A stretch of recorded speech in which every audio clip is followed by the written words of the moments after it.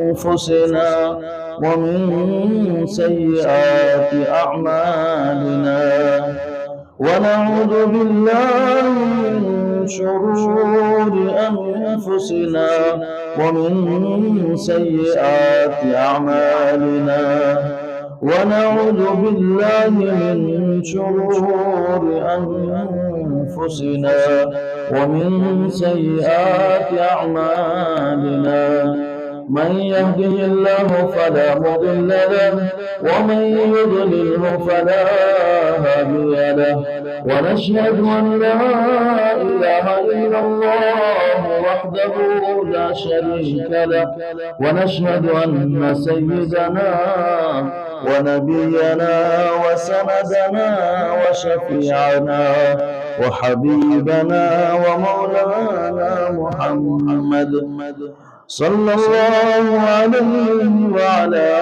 آله عبده ورسوله صلى الله عليه وعلى آله وأصحابه وبارك وسلم تسليما كثيرا كثيرا أما بعد فأعوذ بالله من الشيطان الرجيم بسم الله الرحمن الرحيم قل إن كنتم تحبون الله فاتبعوني يحببكم الله ويغفر لكم ذنوبكم والله غفور رحيم ما آتاكم الرسول فخذوه وما نهاكم عنه فانتهوا وقال تعالى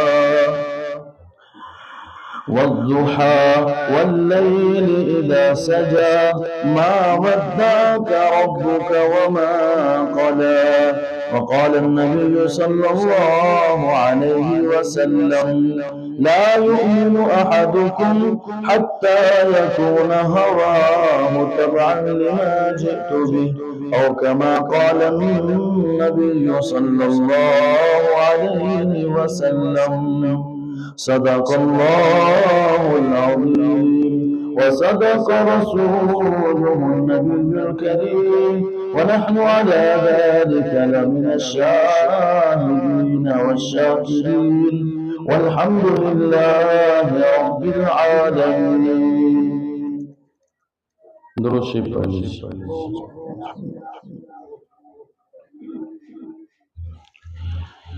तुम आए तो जहां भर में सवेरा कर दिया तुमने तुम आए तो जहां भर में सवेरा कर दिया तुमने मेरे आका अंधेरे में उजाला कर दिया तुमने आमिना के लाल से शमशो कमर शर्मा गए आमिना के लाल से शमशो कमर शर्मा गए रोशनी फैली फिजा झूमी मोहम्मद आ गए मुअज़्ज़ज़ सामिईन किराम और स्टेज पर बैठे हुए बुजुर्गान इज़ाम और मेरे नौजवान दोस्तों भाइयों पर्दे में बैठी हुई हमारी माएँ बहनें और यहाँ तशरीफ़ फरमा हमारी माएँ बहनें बेटियाँ बहुत देर से आप सब यहाँ तशरीफ़ रखे हुए हैं बच्चों का प्रोग्राम आपने देखा माशाअल्लाह बहुत कम मुद्दतों में बच्चों ने तैयारियाँ की और आपके सामने अपनी मेहनत को पेश किया और जिस मकसद के लिए ख़ास तौर पर इस जलसे को रखा गया उनमें से एक से तो हम लोग कामयाबी के साथ गुजर चुके हैं वो बच्चों का प्रोग्राम था दूसरा कि हमारे आका हज़रत मुहम्मदुर रसूलुल्लाह सल्लल्लाहु ताला अलैहि वसल्लम की सीरत सुनने के लिए ये प्रोग्राम और ये जलसा रखा गया हम उसकी तरफ बढ़ रहे हैं बस आप सबसे गुजारिश है कि खूबसूरती के साथ दिल जमी के साथ और हुजूर से मोहब्बत के साथ पैगाम को सुनते जाएं। मेरे बुजुर्गों सीरत के माने होता है हज़रत नबी पाक सल्लल्लाहु अलैहि वसल्लम की जो भी हालात जिंदगी यानी मेरे नबी कैसे थे मेरे नबी क्या करते थे اور ہمارے نبی دنیا میں آئے اس سے پہلے اور دنیا سے چلے گئے اس کے بعد دنیا کی حالت کیسی تھی، ہمارے نبی سے جوڑ کر جو بھی پیغام دیا جاتا ہے اس کو سیرت کہتے ہیں۔ میرے بزرگوں، میرے بھائیوں، میری مائیں بہنیں، ہم جس دور سے گزر رہے ہیں، جن دنوں سے گزر رہے ہیں، مسلمانوں کے لیے بہت کٹھن دن ہیں، بہت مشکل دن ہیں۔ حالات مسلمانوں کے ساتھ ہیں، ان کی بہت ساری وجہیں ہیں، ان میں سے ایک وجہ یہ بھی ہے کہ ہمیں اور آپ کو اپنے نبی کا پتہ نہیں ہے۔ ہم اور آپ اپنے نبی کے بارے میں جانتے نہیں ہیں کہ ہمارے نبی کون تھے، ہمارے نبی کیا تھے، ہمارے نبی کے آنے سے پہلے دنیا کیسی تھی اور ہمارے نبی کے آنے کے بعد دنیا کیسی بنی۔ کاش کہ اگر یہ چیزیں ہم اور آپ جان جائیں، پہچان جائیں، تو واقعتاً دنیا کا رنگ ویسا ہی بن جائے گا جیسے حضور کے زمانے میں دنیا کا رنگ تھا، اور دنیا میں جیسے نورانیت تھی ویسے ہی دنیا واپس بن جائے گی۔ بس شرط یہ ہے کہ ہم اور آپ جو ہے اپنے نبی کے بارے میں جاننے کی کوشش کریں، نبی کے جیسے بننے کی کوشش کریں۔ خیر، نبی پاک صلی اللہ علیہ وسلم کی سیرت کی شروعات میرے بزرگوں میں آپ کے سامنے رکھتا ہوں۔ یہ کوئی ایسا مضمون نہیں ہے کہ آدھے گھنٹے ایک گھنٹے میں بیان کر کے ختم کر دیا جائے۔ یہ ایسا عنوان اور ٹائٹل نہیں ہے جو جلسے کا دیا گیا ہے سیرت النبی، بہت بھاری بھرکم عنوان اور ٹائٹل ہے۔ اس کے لیے دن نہیں دنوں گزر جائیں گے، پھر بھی نبی کی شان کے بیان کرنے والے تھکتے چلے جائیں گے، لیکن نبی کی شان ختم نہیں ہوگی۔ ہاں، قیامت گزر جائے گی۔ حضور کے دنیا میں تشریف لائے ہوئے 1450 سال گزر گئے، 1456 سال اب تک گزر چکے ہیں میرے نبی کے دنیا میں آئے ہوئے، لیکن آج تک ہر کوئی حضور کی شان بیان کرتا ہے، شان ختم ہی نہیں ہوئی۔ کیوں نہیں ختم ہوئی؟ اس لیے کہ میرے نبی وہ ہیں جس کے لیے اس دنیا کو بنایا گیا۔ اگر محمد نہ ہوتے تو ہم بھی نہ ہوتے، اگر محمد نہ ہوتے تو آپ بھی نہ ہوتے، اگر محمد نہ ہوتے تو یہ کائنات نہ ہوتی، اگر حضور نہ ہوتے تو یہ دنیا جہان نہ ہوتی، حضور نہ ہوتے تو چاند ستارے سورج کی روشنیاں نہیں ہوتی، کچھ بھی نہیں ہوتا۔ یہ دنیا بنائی اس لیے گئی ہے کہ حضور صلی اللہ علیہ وسلم کو دنیا میں آنا تھا، حضور کو دنیا میں تشریف لانا تھا۔ میں سیرت کی شروعات کر چکا ہوں، میں آپ کے سامنے بڑھتا جا رہا ہوں۔ میرے نبی ایک مرتبہ تشریف فرما تھے، بیٹھے ہوئے تھے، صحابہ آپ کے ساتھ تھے۔ حضور سے صحابہ نے پوچھ لیا، یا رسول اللہ کچھ اپنے بارے میں بتائیے۔ حضور نے فرمایا میں اپنے بارے میں حضور نے فرمایا کہ آدم اس وقت مٹی کے گارے کی طرح تھے۔ انسان مٹی، آگ، پانی، ہوا سے بنایا گیا، تو آدم علیہ السلام پہلے انسان ہیں جن کو بنایا اللہ تعالیٰ نے اپنے ہاتھ سے ہے۔ تو حضور صلی اللہ علیہ وسلم فرماتے ہیں کہ میرے نبی، میرے آدم جو ہیں وہ ابھی مٹی کے گارے میں تھے، مٹی میں تھے کہ اللہ تعالیٰ نے مجھے پیدا کر دیا تھا۔ یعنی آدم سے پہلے، دنیا بنانے سے پہلے اللہ تعالیٰ نے حضور کو پیدا کر دیا تھا، بس دنیا میں حضور کا ظہور نہیں ہوا تھا۔ حضرت آدم علیہ السلام جب بنائے گئے، جب پیدا کر دیے گئے، اور آپ کے پسلی سے حضرت حوا علیہ السلام پیدا ہوئی، دونوں کا نکاح ہوا۔ مسلمانوں میں جب سے دنیا بنی ہے تب سے لے کر آج تک اور قیامت تک یہ بات ہے کہ جب شادی ہوگی تو لڑکے کی طرف سے لڑکی کو مہر دیا جائے گا۔ وہ مہر اپنے حساب سے دیے جاتے ہیں، میں دوسری طرف نہیں جاتا۔ واقعات کو سمیٹتے ہوئے یہ ایک چیز رائج ہے، یہ آج سے نہیں ہے بلکہ پہلے دن جب آدم علیہ السلام پیدا ہوئے، آدم کو حوا سے نکاح کرانے کے بعد اللہ نے کہا آدم حوا کے پاس جانے سے پہلے، حوا کے ساتھ ملاقات کرنے سے پہلے حوا کے لیے مہر ادا کر۔ آدم علیہ السلام نے حضرت نبی پاک صلی اللہ علیہ وسلم کا نام لے کر درود پڑھا تو اللہ تعالیٰ نے پوچھا، اور یہی درود ہی حضرت حوا کے لیے مہر ہو گئی۔ اس وقت کی بات ہے، اللہ تعالیٰ، اور درود کوئی معمولی چیز نہیں ہے۔ ایک مرتبہ صلی اللہ علیہ وسلم کہنا بندہ حضور کے بھی قریب ہوتا ہے، اللہ کی رحمتیں بندوں پر برسنے لگتی ہے۔ اسی لیے ہمیں تو چاہیے کہ ہم پوری زندگی اللہ کے نبی پر درود پڑھتے رہیں، موت بھی آئے تو درود کے ساتھ آئے۔ ایسے حالات ہوں، مائیں بہنیں بیٹھی ہیں، ایک واقعے کے طور پر بات یاد آئی، میں نے یہ سوچا نہیں تھا لیکن یاد آ گئی، شاید ان کے لیے بھی عبرت ہو، آپ کے لیے بھی عبرت ہو۔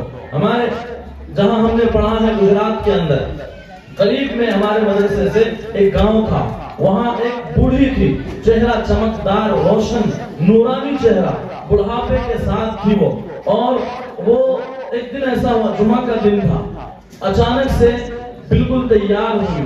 تیار ہونے کے بعد اکثر گجراتیوں کے گھر میں، ہمارے بھی نہ ہوتے ہیں، گجراتیوں کے گھر میں، ہر کسی کے گھر میں ایسا ہوتا ہے کہ جھولا لگا ہوا ہوتا ہے، وہ جھولتے رہتے ہیں، بڑے بھی ہوں چھوٹے بھی ہوں۔ تو وہ بوڑھی چمکدار چہرے والی جو ہے، وہ ابھی کی بات کر رہا ہوں، وہ دور کی 1400 سال پہلے کی نہیں، یہ 5 7 8 سال پہلے کی بات کر رہا ہوں۔ تو وہ جھولے پر جھولتے جھولتے عصر کے وقت میں بیٹھی ہوئی تھی، اچانک سے وہ کہنے لگی کہ تم آ گئے، تم آ گئے، تھوڑی دیر ٹھہر جاؤ۔ اتنا کہہ کر کے وہ گئی، وضو کیا اور نماز پڑھنے لگی۔ نماز پڑھتے پڑھتے سجدے میں ان کو موت آ گئی۔ وہ کون تھا جس کو وہ کہہ رہی تھی تم آ گئے؟ وہ ملک الموت تھا، وہ اسرائیل تھا، ان کو وہ کہہ رہی ہیں۔ ان کو اتنا بڑا مقام کیسے ملا؟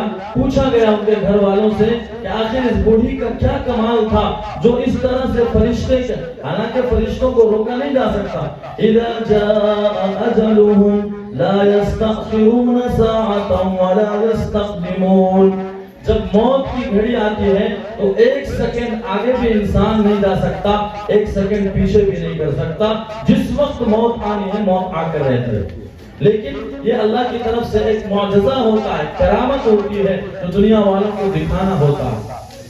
تو اس کو وہ مقام کیسے ملا؟ جب پوچھا گیا گھر والوں سے تو پتا چلا کہ اس کے ہاتھ میں ہمیشہ تسبیح رہتی تھی، وہ زندگی کے ہر لمحے میں درود شریف پڑھتے رہتے تھے۔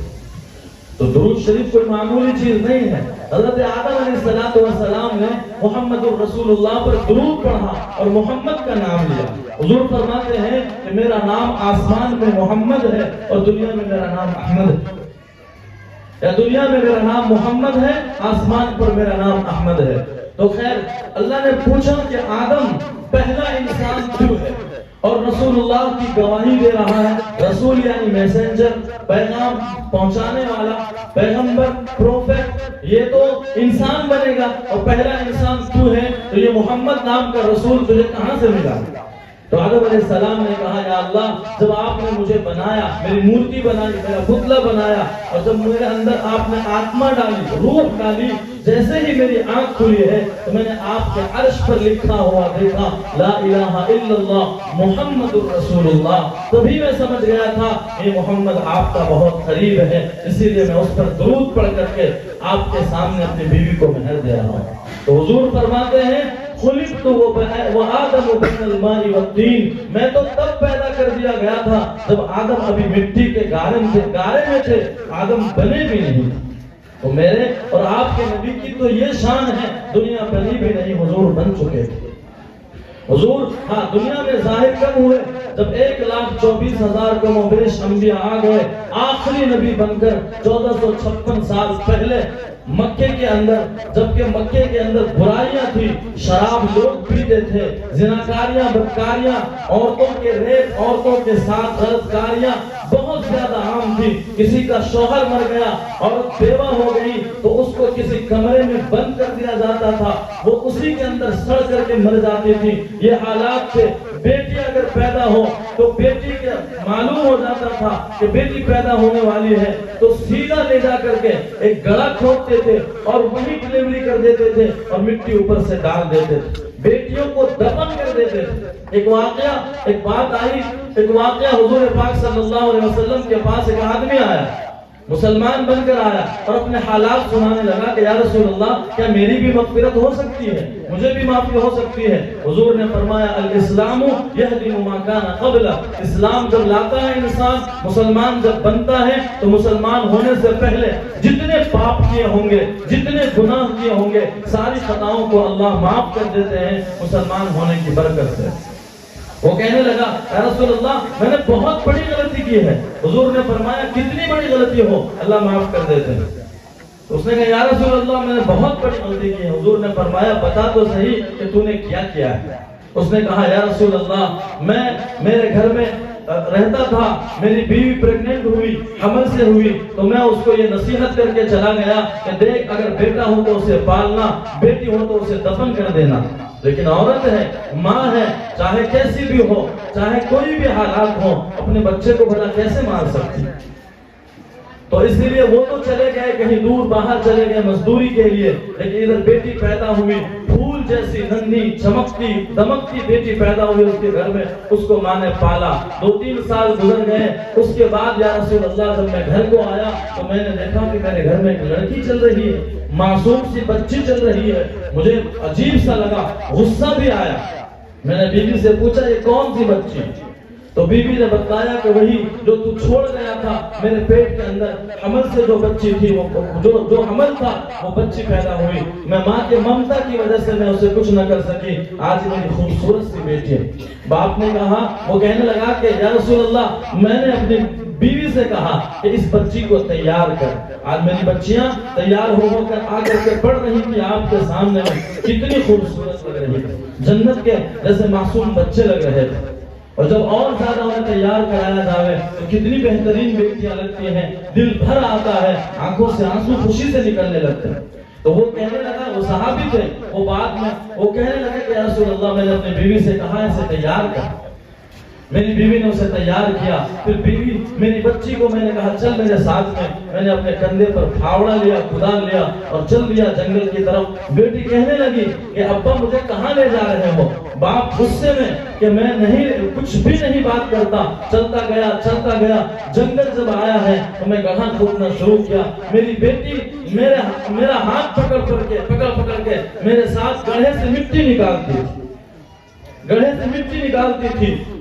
وہ ننھی سی گڑیا, لیکن میرا دل بسیجتا نہیں تھا, میرا دل اندر سے پتھر تھا یا رسول اللہ. میں مٹی نکالتا رہا, کھودتا رہا. جب بڑا گڑھا ہو گیا تو میں نے بیٹی کو دھکا دے کر کے اس کے اندر مٹی اوپر سے ڈال دیا. میری بیٹی چلاتی رہی, چیختی رہی کہ ابا جان میرا قصور کیا؟ یہ واقعہ جب وہ صحابی بیان کر رہے تھے, حضور کی آنکھ سے آنسو جاری, حضور رو رہے تھے, تڑپ رہے تھے. لیکن چونکہ اسلام سے پہلے کا واقعہ تھا, اسلام لانے کے بعد اللہ نے معاف کر دیا. تو ایسے حالات تھے میرے بزرگوں, میرے آقا کے آنے سے پہلے دنیا میں بیٹیوں پر تو حد سے زیادہ ظلم ہوتا ہے. میری مائیں, میری بہنیں, آپ کو جو عزت ملی ہے وہ میرے آقا کے صدقے میں ملی. آپ کو جو اونچا مقام ملا ہے دنیا میں بھی اور آخرت میں بھی, وہ میرے نبی کے صدقے میں ملا ہے. آپ 100 جان قربان کر دیں میرے نبی پر, پھر بھی وہ حق ادا نہیں ہوگا جو میرے نبی نے آپ پر احسان کیا.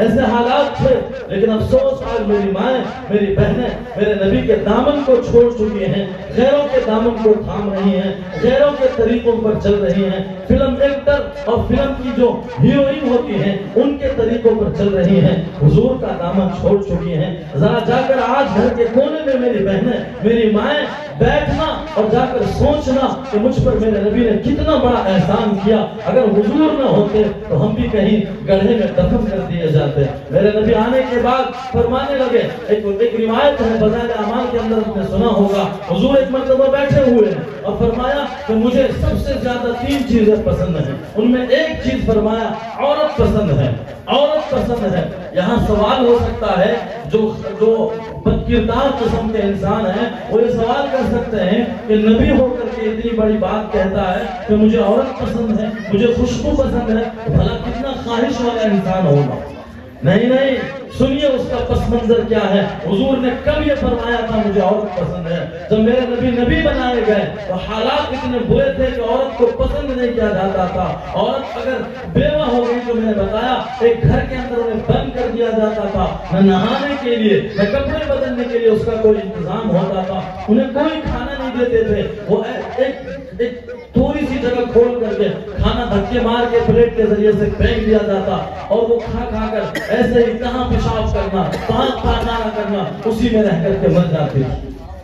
تو یہ حالات تھے اس وقت. اس وقت میرے آقا نے فرمایا مجھے عورت پسند ہے، یعنی عورت کی ذات پسند ہے۔ جب مجھے پسند ہے، میرے اللہ کو پسند ہے۔ یہ پیغام دینا تھا دنیا والوں کو کہ عورت کے اوپر ظلم مت کرو، عورت کی عزت کرو، عورت کا احترام کرو۔ میری مائیں، یہ مقام اللہ کے رسول نے آپ کو دلوایا ہے۔ اسی طرح سے حضور نے فرمایا الجنت تحت اقدام الامہات، کہ اللہ نے جنت جو ہے ماں کے پاؤں کے نیچے رکھا ہے۔ آہا، کہاں جنت، جنت کی حوریں، کہاں جنت کے مناظر۔ حضور فرماتے ہیں کہ جنت کے اندر جو لڑکیاں ہیں، جو حور ہیں، وہ اپنے ناخن کے برابر اگر سورج کے سامنے میں اپنی ناخن نکال دے، یہ سورج جو چمکتا دمکتا نظر آتا ہے، اس کی روشنی مدھم پڑ جائے گی۔ جنت کی لڑکیاں اتنی خوبصورت، لیکن ان سے بھی زیادہ خوبصورت حضور نے آپ کو بتلایا۔ اور جنتی عورتوں کی جنت میں جو آپ کی غلام ہوں گی، وہ مقام کس نے دیا؟ وہ حضور نے دیا۔ اسی لیے آئیے سنیے اپنے آقا کو اور یاد کیجیے اپنے آقا کے احسان کو، اور آئندہ اپنے دل میں عہد کر لیجیے خود سے بھی اور آنے والی نسلوں کو بھی حضور کی محبت سکھا کر جائیں گے۔ میرے نبی فرماتے ہیں، میرے نبی کے حالات میں جو لکھا ہے میرے بزرگوں، بہت وقت مختصر ہے میرے ساتھ میں، بس ایک پیغام کو میں آپ کے سامنے دے چکا ہوں۔ حضور جب پیدا ہونے والے تھے تو حضور صلی اللہ علیہ وسلم جب آپ دنیا میں تشریف لانے والے تھے، تو جب بچہ پیدا ہوتا ہے وہ ماں اور باپ کے منی کے قطرے سے ملنے کے بعد پیدا ہوتا ہے۔ تو حضور جب پیدا ہونے والے تھے تو حضور کی نورانیت اور حضور کی روشنی، حضور کی چمک دمک آپ کے دادا عبد المطلب کے ماتھے پر چمکتا تھا۔ ابھی حضور آئے نہیں تھے، لیکن حضور کی جو روشنی اور چمک دمک تھی حضرت عبد المطلب کے آپ کے دادے کے ماتھا پر چمکتا تھا۔ اور حضرت عبد المطلب وہ انسان تھے، حضرت عبد المطلب وہ انسان تھے کہ مکہ شہر کے اندر ایک بڑا لیڈر کے روپ میں دیکھے جاتے تھے، بڑے بہترین انسان تھے، اخلاق بہت پکے تھے، تو لیکن اس کے باوجود کچھ حسد کرنے والے ہوتے ہیں، کچھ برا چاہنے والے ہوتے ہیں۔ انہی میں سے ایک نے کہہ دیا حضرت عبد المطلب کو کہ تیرے تو ایک بھی بچے نہیں ہیں، تیرے تو ایک بھی اولاد نہیں ہے۔ میں شروع سے آپ کے سامنے رکھ رہا ہوں، بہت مختصر رکھوں گا۔ حالات جانیے اپنے نبی کے بچپن سے لے کر تھوڑے جہاں تک وقت ساتھ سے میں آپ کے سامنے رکھتا ہوں۔ تو جب کسی نے حسد میں یہ کہہ دیا، حضرت عبد المطلب کا دل ٹکڑا ٹکڑا ہو گیا۔ اس وقت اللہ سے دعا کی کہ اگر میرے بچے ہوئے تو اگر میرے اولاد ہوئے تو میں اپنی 10 اولاد ہوئے ان میں سے ایک اولاد کو اللہ کے نام پر قربان کر دوں گا، ذبح کر دوں گا۔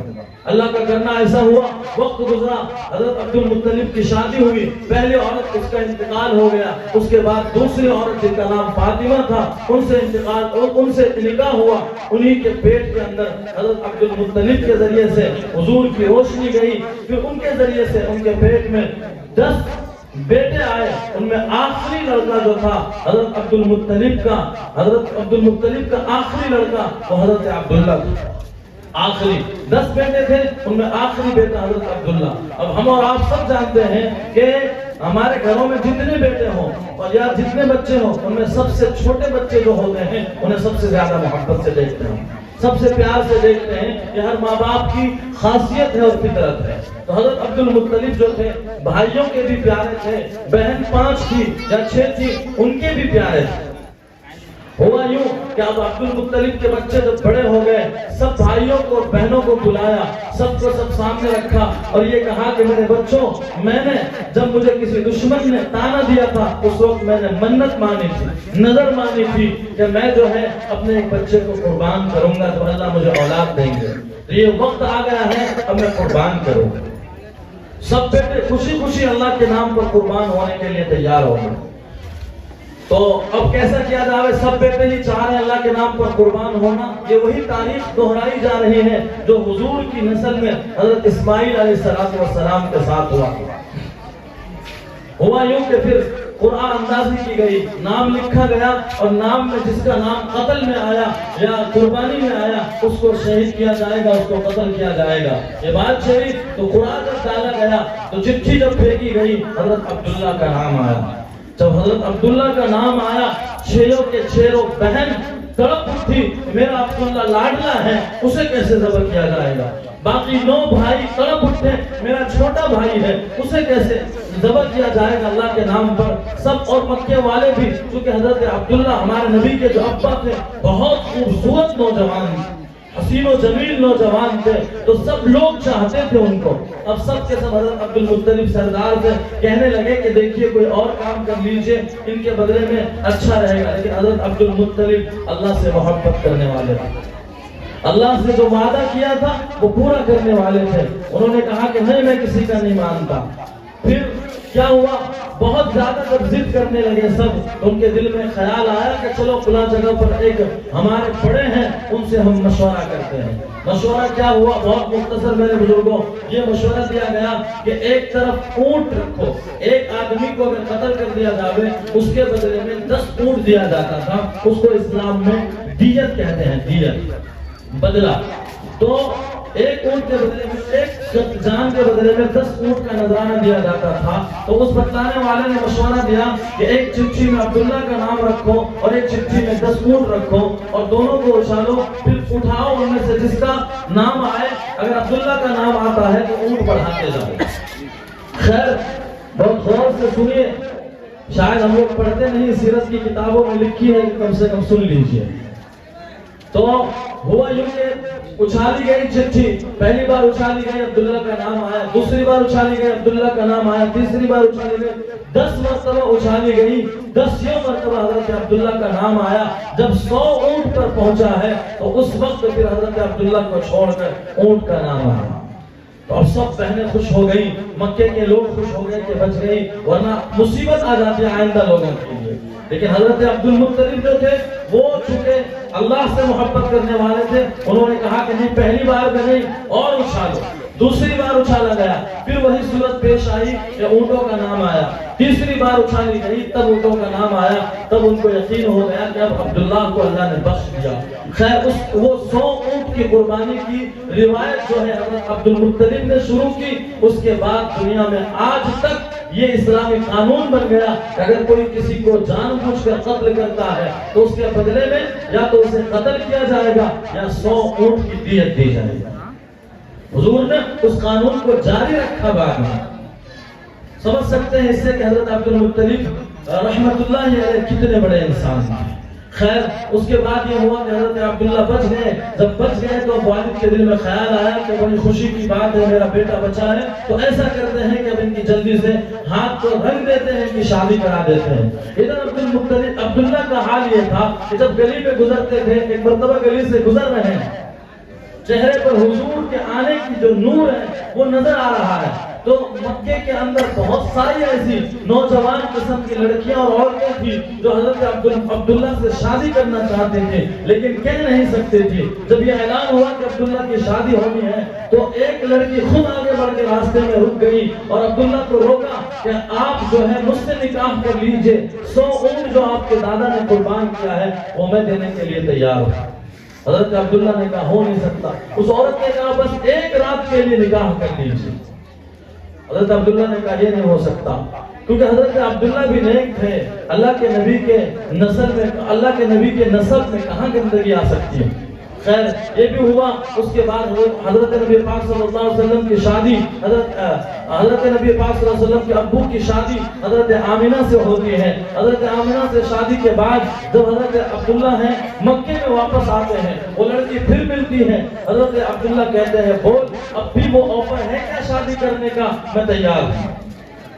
اس عورت نے کہا اب وہ آفر نہیں ہے۔ اب حضرت عبداللہ کو تعجب ہوا، یہ کیا معاملہ ہے؟ پوچھا کہ آخر کیا وجہ ہے؟ تو پہلے تو شادی پر اڑی تھی اور اب شادی نہیں کرنا چاہتی ہوں۔ وہ کہنے لگی عبداللہ میں کوئی بدکردار عورت نہیں ہوں، میں کوئی فاحشہ عورت نہیں ہوں، میں بہت حفاظت والی عورت ہوں۔ میں جب تو جا رہا تھا تیرے چہرے پر نبوت کے نور نظر آ رہے تھے، اب وہ نور نظر نہیں آ رہا ہے، لگتا ہے وہ کسی اور کے پیٹ میں چلا گیا۔ یہ شان تھی میرے نبی کی۔ خیر یہ بھی ہوا، ادھر حضرت عبداللہ کا انتقال ہوتا ہے، حضرت آمنہ بیوہ ہیں، حضرت آمنہ بیوہ ہیں، اور اس کے بعد حضرت آمنہ جب بیوہ ہیں، اب چونکہ عورت تھی، مکے میں یہ رواج تھا کہ عورتیں جا کر کے کنویں پر سے پانی لاتی تھی، تو حضرت آمنہ جو میرے نبی کی امی ہیں وہ بھی پانی لانے جاتی تھی، وہ بھی چارہ لانے جاتی تھی، ایسا کچھ بھی جو واقعات ہوتے ہوں وہ ہوتے تھے۔ تو ساتھ میں جو عورتیں ہوتی وہ کہتی تھی آمنہ تجھے شرم نہیں آتی، تیرا شوہر مر گیا، تو بیوہ ہے، پھر بھی خوشبو لگاتی ہے، پھر بھی خوشبو تیرے بدن سے پھوٹتی ہے، اور ایسی خوشبو جو مکے میں نہیں ملتا ہو۔ تو یہ عورتیں پریشان، آخر میں عورتوں کو نہیں رہا گیا، غصے میں جا کر حضرت عبد المطلب کو، جن کی بہو تھی حضرت آمنہ، ان سے کہہ دیا کہ آپ اپنی بہو کو سمجھا لو، یہ بیوہ ہو کر خوشبو لگاتی ہیں، میک اپ کرتی ہیں۔ حضرت عبد المطلب بھی حیران کہ واقعاتاً یہ چیز تو میں بھی محسوس کرتا ہوں، لیکن ایسی خوشبو آتی ہے جو مکے میں ملتی نہیں، آخر یہ کہاں سے آیا خوشبو آمنہ کے پاس؟ ہوا یوں کہ ایک مرتبہ حضرت عبد المطلب جو ہیں تنہائی میں بیٹھے، اپنی بہو کو بلایا پیار سے کہ بیٹا آمنہ ذرا ادھر تو آ۔ حضرت آمنہ آتی ہیں، حضرت عبد المطلب پیار سے کہتے ہیں کہ بیٹا یہ بہت بری بات ہے، مکے کا یہ رسم و رواج نہیں ہے جو تو کر رہی ہے۔ اما آمنہ پوچھتی ہیں کہ بابا ہوا کیا ہے، کیوں آپ مجھے اس طرح سے کہہ رہے ہیں؟ بابا عبد المطلب کہنے لگے بیٹا مکے کی عورتیں آ کر شکایت کرتی ہیں کہ تو خوشبو لگاتی ہے، تو بیوہ ہے، تیرا شوہر کا انتقال ہو گیا ہے، تو کیوں خوشبو لگاتی ہے؟ خوشبو نہ لگایا کر اور گلیوں میں نہ پھرا کر اس طرح خوشبو لگا کر۔ اما آمنہ کے آنکھوں میں آنسو ہیں اور کہنے لگی کہ بابا یہ میرا کمال نہیں ہے، میں کوئی خوشبو نہیں لگاتی ہوں، جب سے یہ بچہ میرے پیٹ کے اندر آیا ہے نہ جانے میں عجیب سی حالت دیکھتی ہوں۔ کیا دیکھتی ہوں؟ میں جب دھوپ میں چلتی ہوں تو بادل میرے سروں پر سایہ کرتا ہے، چھتری لیے ہوئے گویا بادل آتا ہے، میں جب کسی درخت اور جھاڑی کے پاس سے گزرتی ہوں تو درخت اور جھاڑ جھک جاتا ہے، سلام علیک کہتا ہے، میں جب کنویں کے پاس جاتی ہوں تو کنویں کا پانی خود بخود اوپر آتا ہے، اور یہ خوشبو جب سے یہ بچہ میرے پیٹ میں آیا ہے یہ روزانہ ایسی خوشبو آتی ہے، میں کوئی خوشبو نہیں لگاتا۔ حضرت عبد المطلب سمجھ گئے کہ یہ کوئی آنے والے بچے کا کمال ہے۔ خیر میرے بزرگوں یہ حالات بھی گزرے، جب حضرت یہ جو آج کا دن ہے ہم جس کے لیے ہم اور آپ جو ہیں گلیوں میں بیٹھے ہیں، ہمارے نوجوانوں نے گلیوں کو سجایا ہے، یہ اسی کی یاد میں کہ عید میلاد النبی جس کو کہنے لگے۔ یہاں میں ایک بات کہہ دوں، یہ عید نہیں ہے، اسلام میں صرف عید دو ہیں، ایک عید ہے رمضان کے بعد کی عید ہے، دوسری عید جو ہے وہ بقرعید کے موقع پر عید الاضحیٰ ہے، اس کے علاوہ کوئی عید نہیں ہے۔ اگر کوئی بولتا ہے عید تو یہ غلط کرتا ہے، اسلام میں ایک چیز کی زیادتی کرتا ہے، وہ گنہگار ہوگا۔ ہاں میلاد کہہ سکتے ہیں، میلاد کے معنی برتھ ڈے، پیدائش کا دن، تو میرے نبی کی پیدائش کا دن ہے۔ کیا ہوا پیدائش کے دن وہ میں آپ کے سامنے رکھوں۔ حضرت شفا حضور کے امی کی نرس کے طور پر کمرے میں رہتی تھی، اور ان کے علاوہ ایک اور حضرت عثمان ہیں ان کی ماں رہتی تھی۔ وہ دونوں واقعات بیان کرتی ہیں کہ جس رات حضور نبی پاک صلی اللہ علیہ وسلم پیدا ہونے والے تھے ہم نے عجیب حالات دیکھے۔ کیا دیکھے؟ کمرے میں نور ہی نور ہے، روشنی ہی روشنی ہے، ہر طرف سے نورانیت نظر آ رہی ہے، ہر ایک چیز میں نور پھوٹ رہا ہے، دنیا روشن ہے۔ ہمیں سمجھ میں نہیں آیا کیا بات ہے۔ اما آمنہ بھی کہتی ہیں جب حضور پیدا ہونے والے تھے ایسا لگا جیسے چھت پھٹ گئی ہو اور آسمان سے سورج میرے گھر کے اندر آ گیا۔ میرے نبی کی یہ شان تھی، ابھی پیدا نہیں ہوئے ہیں، جب پیدا ہوتے ہیں تو کیا ہوا؟ اما آمنہ کہتی ہیں اس شان سے پیدا ہوئے ہیں کہ ہمارے گاؤں میں ہمارے گھر میں جب بچے پیدا ہوتے ہیں اس کے بدن پر گندگی لگی ہوتی ہے، اس کے ناف جو ہے ماں کے ساتھ جڑے ہوئے ہوتے ہیں اور بہت کچھ ہوتا ہے، لیکن جب حضور پیدا ہوئے پورے پاک صاف پیدا ہوئے ہیں، ایک بھی بدن پر گندگی نہیں ہے، ناف کٹے ہوئے ہیں، اور اسلامی جو چیزیں ہیں ختنہ کرنا میرے نبی کے ختنہ ہوئے ہیں، یہ ایک شان الگ تھی۔ اور اس کے بعد ایسا لگا فرشتوں نے سایہ کیا ہو، پوری دنیا میں روشنی پھیل گئی۔ حضرت شفا فرماتی ہیں کہ میں نے آواز سنی، ایک کہنے والا کہہ رہا ہے اور مجھ پر یہ کپ کپی طاری ہو گئی، ڈر طاری ہو گئی۔ میں نے دیکھا ایک طرف اندھیرا ہو گیا اور ایک طرف دنیا روشن ہو گیا۔ کوئی کہنے والا کہہ رہا ہے کہ محمد کو کہاں لے جایا گیا؟ اوکے دوسرا جواب دیتا ہے محمد کو مشرق کی طرف لے جایا گیا. پھر اس کے بعد مشرق اندھیرا ہوتا ہے, مغرب جدھر سورج ڈوب رہا ہے اس طرف روشنی پھوٹی ہے. کوئی کہنے والا پوچھ رہا ہے محمد کو کہاں لے جایا گیا, تو جواب آتا ہے محمد کو سورج ڈوبنے کی طرف یعنی مغرب کی دنیا کی طرف لے جایا گیا. گویا پوری دنیا میرے نبی کے اسی وقت میں میرے نبی کو سیر کرایا گیا. آپ دنیا میں آئے ہیں, پوری دنیا روشن ہو گئی, پوری دنیا روشن ہو گئی. ہم اس نبی کے امتی ہیں جس کے بچپن کا یہ عالم ہے. میں مختصر کرتا ہوں میرے بزرگوں, آگے بڑھتا ہوں. اب میرے نبی جب بڑے ہوتے ہیں, بڑے ہونے کے بعد مکے میں ایک رواج تھا کہ لوگ کیا کرتے تھے, ننگے ہو کر کے کعبہ کا طواف کرتے تھے. حضور کو بھی ان کے چچا نے چاہا کہ ننگے کر کے طواف کرایا جاوے. جیسے ہی حضور کے بدن کو کھولا گیا اور سطر کو کھولا گیا, میرے نبی چھوٹے سے لڑکے ہیں بے ہوش ہو کر گر گئے. گویا کہ اللہ نے اشارہ کر دیا میرے محبوب کا پردہ کیا جاوے, سطر نہ دکھایا جائے.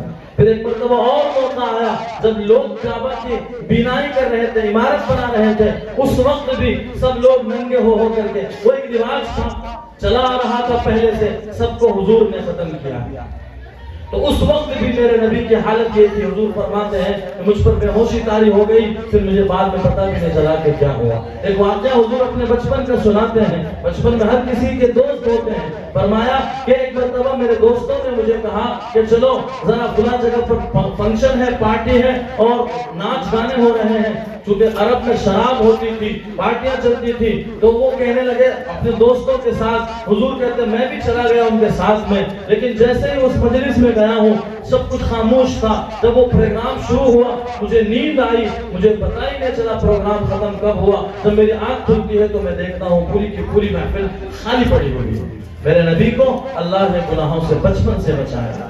میرے بزرگوں, میرے نوجوان بھائیوں, جس نبی کے لیے آپ نے یہ جلسہ رکھا ہے اور آپ سب جس نبی کے لیے جمع ہیں, میری مائیں بہنیں جس نبی کے لیے جمع ہیں, وہ بچپن سے ہی گناہوں سے اللہ نے بچایا ہے. اشارہ کر دیا ہے امت کو بھی گناہوں سے بچنا چاہیے. میں نے میرے ساتھی سے ایک واقعہ سنا, ان کو کسی اللہ والے نے سنایا, یہ بات مجھے یاد آ گئی, میں نے یہ دیکھا نہیں تھا. آپ لوگ بہت غور سے سن رہے ہیں.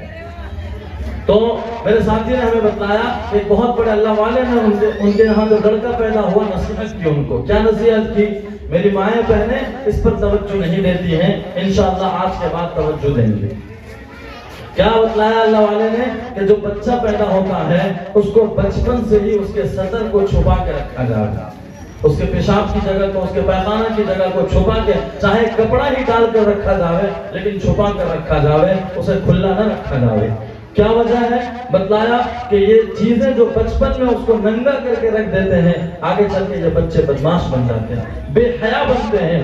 بچپن سے تعلق ہے جوانی کا. جن بچوں کے سطر کو بچپن میں چھپایا جاتا وہ بچہ آگے چل کے شرم والا بنتا, با حیا بنتا. بڑی بات ہے میرے بزرگوں, اپنے گھروں میں اس کو جاری رکھیں, ضرور کوشش کریں.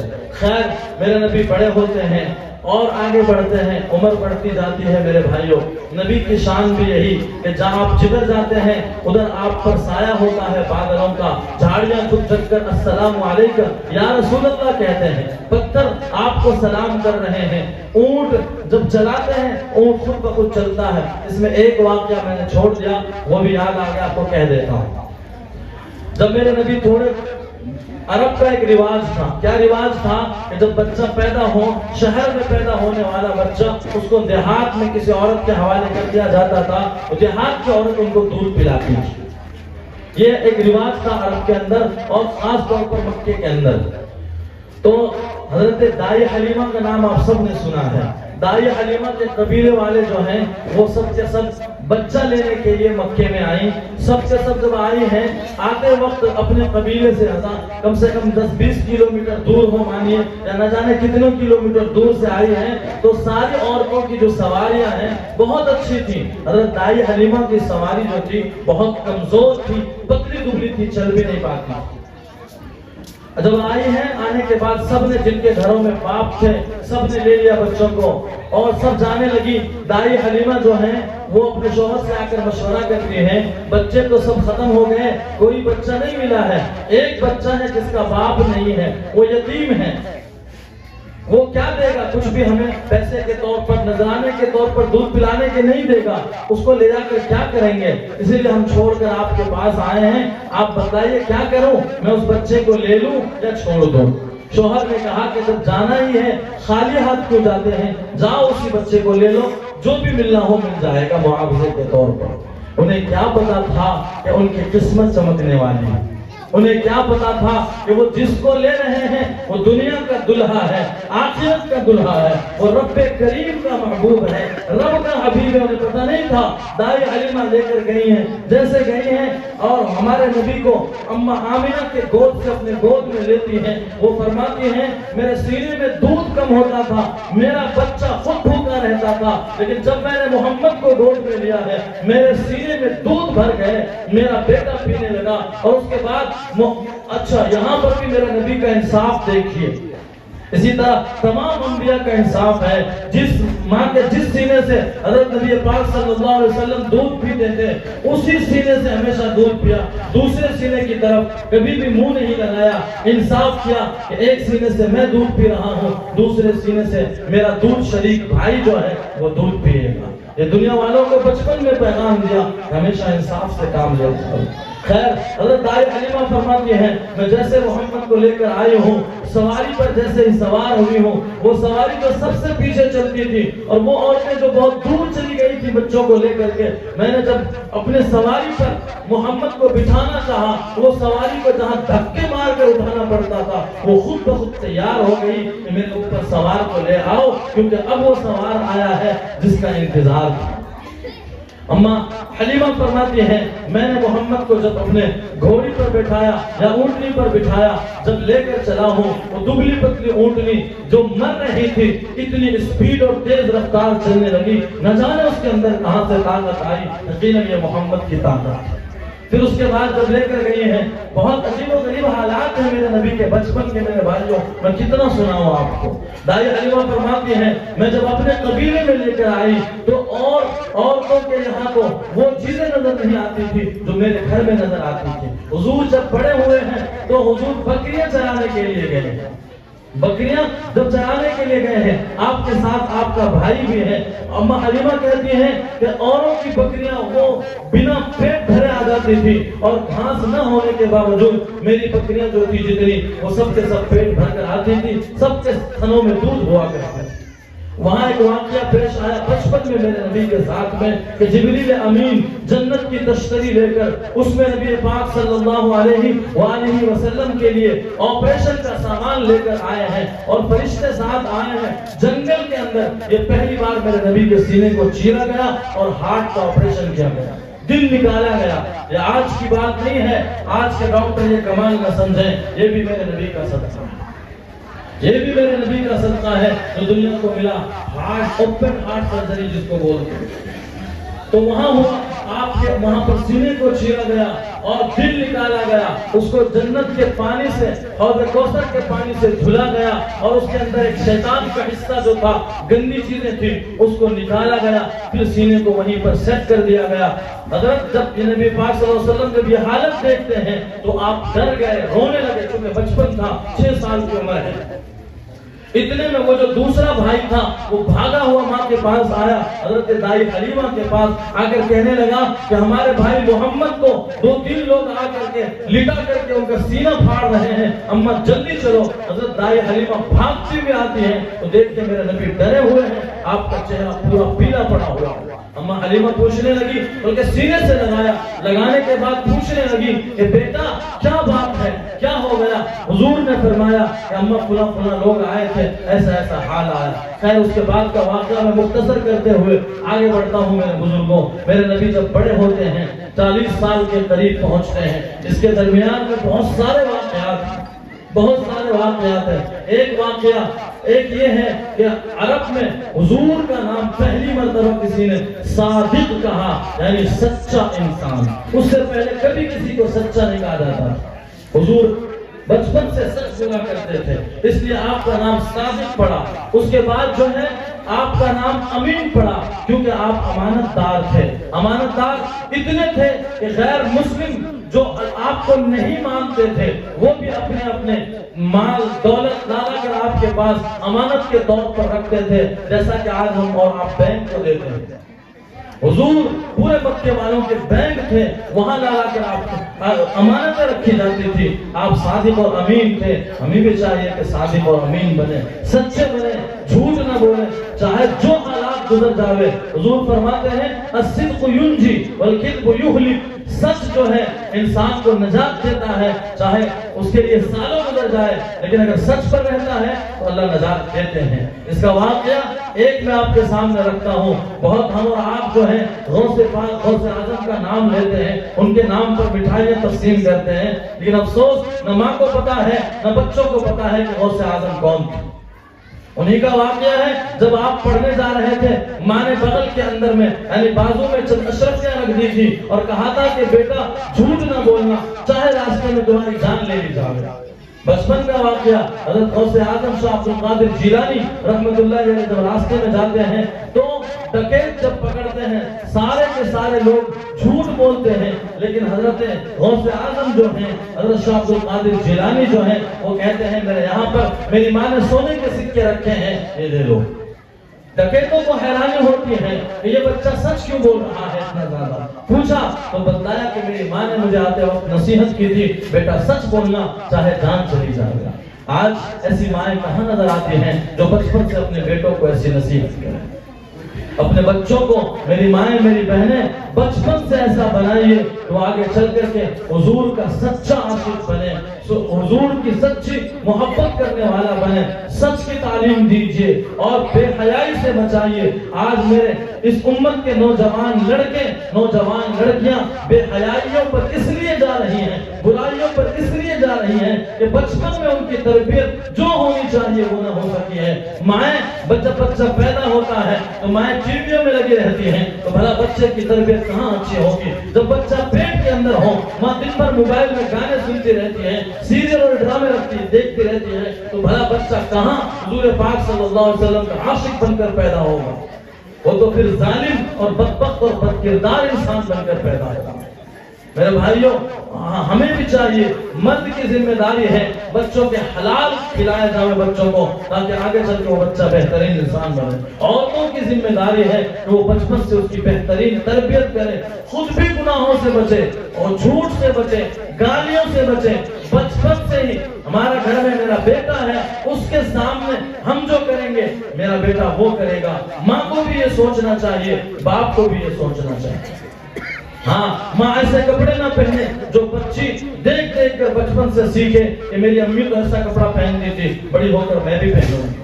ماں ایسے کام نہ کرے جس سے بچی یہ سوچے کہ میں بھی بڑی ہو کر ایسا کروں گی۔ آج میری بیٹیاں میری بہنیں مجھے کہنے دیجئے، میں مجبور ہوں کہنے پر۔ آج صبح بھی جلسے میں نے صاف کہا، آج کو بھی کہتا ہوں، ایک دن کی خبر صرف ٹویٹر کے اوپر آئی تھی، صرف ایک دن میں 25 سے 30 ویڈیو کے قریب آئے جس میں مسلمان نوجوان لڑکیاں کالج اور یونیورسٹی کے بہانے سے غیر مسلموں کے کندھے میں ہاتھ ڈال کر پھرتی ہوئی نظر آئے۔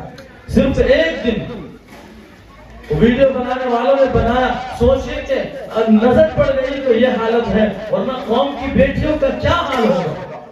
کتنے گھروں کے ساتھ حالانکہ سازش ہو رہی ہے، ہماری مائیں بہنوں کی عزتوں سے کھیلا جا رہا ہے، لیکن مائیں اور بہنیں ہیں نگاہیں کھولنے کے لیے تیار نہیں ہیں، وہ سب کچھ دیکھتے ہیں۔ ایک لڑکی کو پکڑا گیا کہ آپ اس غیر کے ساتھ آپ اس طرح سے باہوں میں باہیں ڈال کر کیوں پھر رہی ہیں؟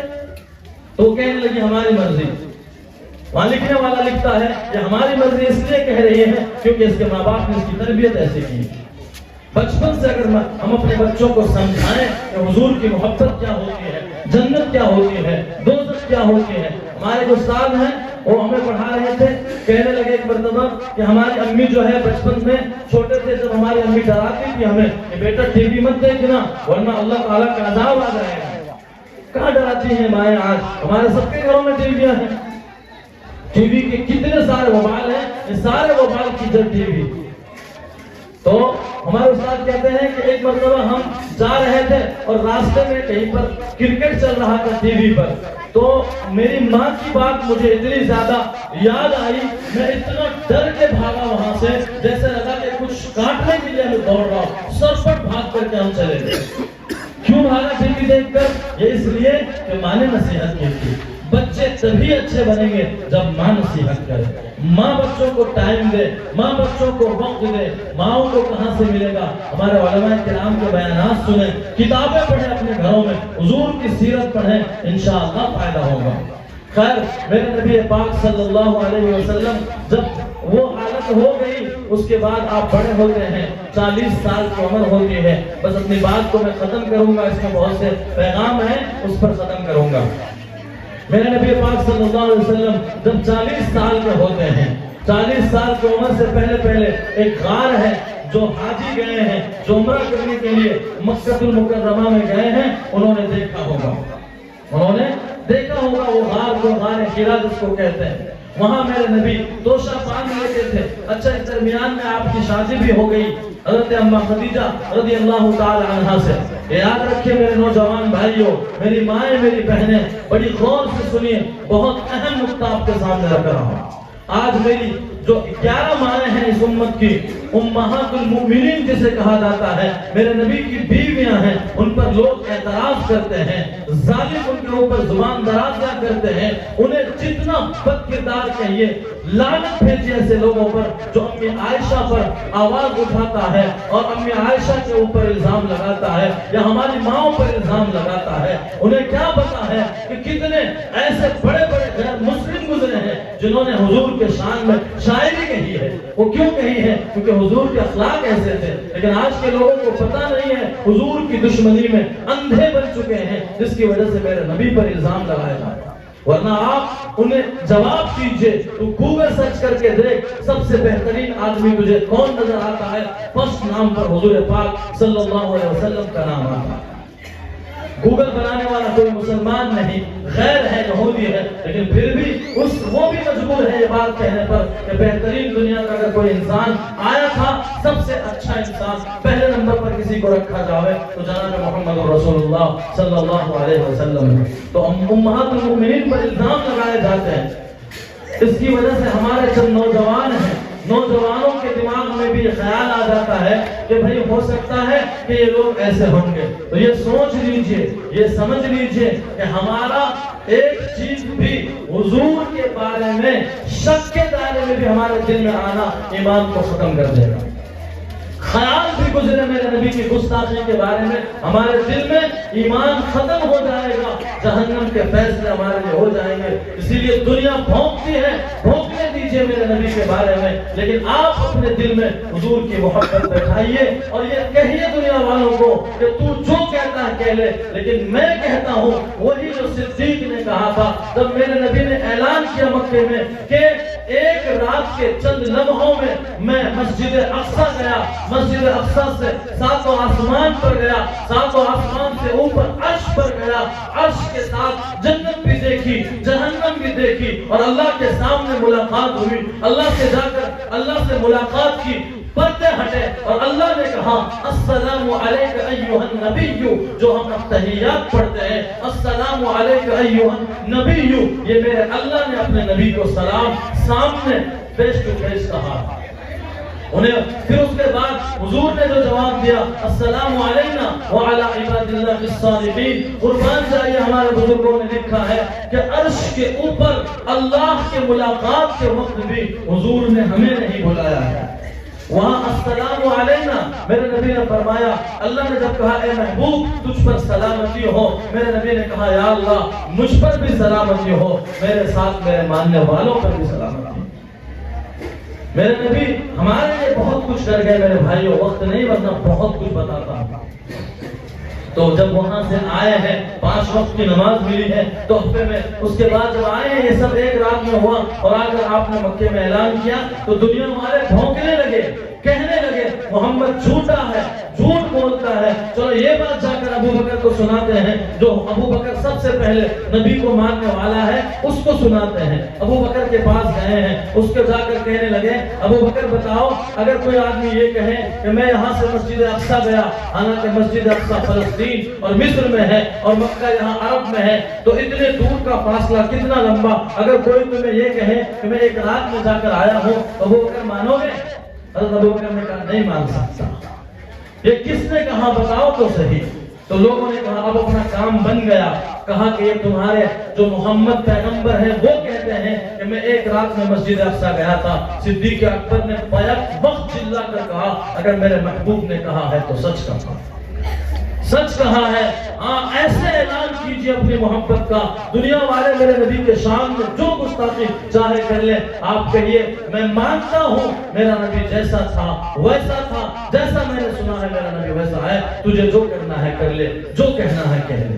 یہ ہے سیرت کا پیغام آج آپ کے لیے, ہمارے لیے, میری مایا میری بہنوں کے لیے یہ پیغام ہے, ہم سب کے لیے. اور آخر میں ایک بات میرے نوجوانوں سے خاص کروں گا. میرے بھائیوں, میں نے دن بھر یہاں پر جو دیکھا, برا نہ ماننا, ہمیں آپ سے محبت ہے, آپ ہم سے محبت کرتے ہیں, اسی محبت کی وجہ سے آپ سے یہ عرض کر رہا ہوں, بالکل برا نہ ماننا. آپ کی آخرت بنانا چاہتا ہوں, آپ کے دل میں ایمان ڈالنا چاہتا ہوں, اس لیے کہہ رہا ہوں. میرے بھائیوں برا نہ ماننا. میں نے دن بھر دیکھا یہاں میوزک کے ساتھ بجتا رہا, چاہے نعت بجتا رہا لیکن میوزک کے ساتھ بجتا رہا. اس سے پہلے بھی میں نے جب محرم کا موقع تھا تب بھی دیکھا میوزک کے ساتھ بجتا رہا. میرے بھائیوں نعت بہت اچھی چیز ہے, حضور کی تعریف کرنی چاہیے, حضور کی تعریف اپنوں نے بھی کی ہے, غیروں نے بھی کی ہے, لیکن نعت کے ساتھ میوزک لگانا, میرے نبی فرماتے ہیں میں دنیا میں آیا ہوں میوزک کی چیزوں کو توڑنے کے لیے, میوزک کی ساری چیزوں کو توڑنے کے لیے.